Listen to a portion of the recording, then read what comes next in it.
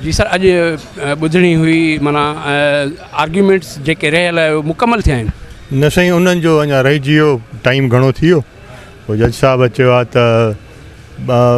14 तारीख़ वरी bail application आहे, उन में असांखे अचिणो न आहे। 22 तारीख़ असांखे अचिणो आहे केस जी। बेल जी तारीख़ न, उहो इहो चवनि त भाउ जी अचनि त उन्हनि जी मर्ज़ी आहे, जे न अचनि त 22 तारीख़।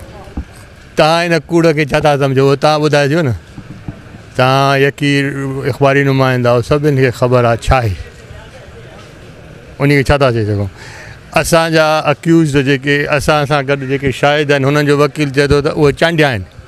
बाक़ी हुननि जा जेके शाहिद जेके सौट आहिनि सॻा, त उहे उते को अक्यूज़ को इन में तव्हां सभु ॼाणियूं था छा आहे यार। दुनिया खे ख़बर आहे शोहरत तव्हांजी कैमरा स्क्रीन अॼोके दौर जो इहो ज़मानो आहे हिननि जो, ॿियो छा आहे, कुझु कोन्हे। दुनिया खे ख़बर आहे हिकिड़ो कूड़ो केस आहे, जंहिं कूड़े केस खे 4 सालनि खां असां बर्दाश्त करे हिते अचूं था, सिर्फ़ु हिन कोर्ट जी उन पिया, छो जो असां सचा आहियूं, असांखे हिन कोर्ट ते ईमान आहे, तंहिंजे करे असां अचूं। ॿियो छा आहे? ॿियो तव्हांखे इहा परेड जेका आहे सो परेड आहे, सो करणी आहे।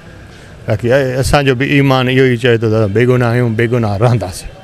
न हुजे आहे इंसाफ़ जी उमेदु हिन कोर्टुनि मां, छो सुप्रीम कोर्ट खां त आया आहियूं न इंसाफ़ वठी।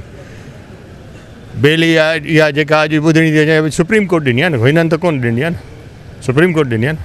सुप्रीम कोर्ट जे बेल ते आया आहियूं ॿुधणु। इहो बाबा इंसाफ़ आहे, हिन कोर्ट जो कानून आहे, हिन ते एतबार आहे, तॾहिं त हिते मौजूदु आहियूं। तॾहिं तव्हांखे हिन कोर्टुनि में उमेदु आहे, तॾहिं तव्हां अॼु हिते वेठा आहियो न बाबा। इहो त कानून जो कमु आहे। असांखे कानून ते कीअं ईमान न आहे? कानून ते ईमान आहे, कानून जी पासबारी करणु असांजो फ़र्ज़ु आहे, मौजूदु आहियूं।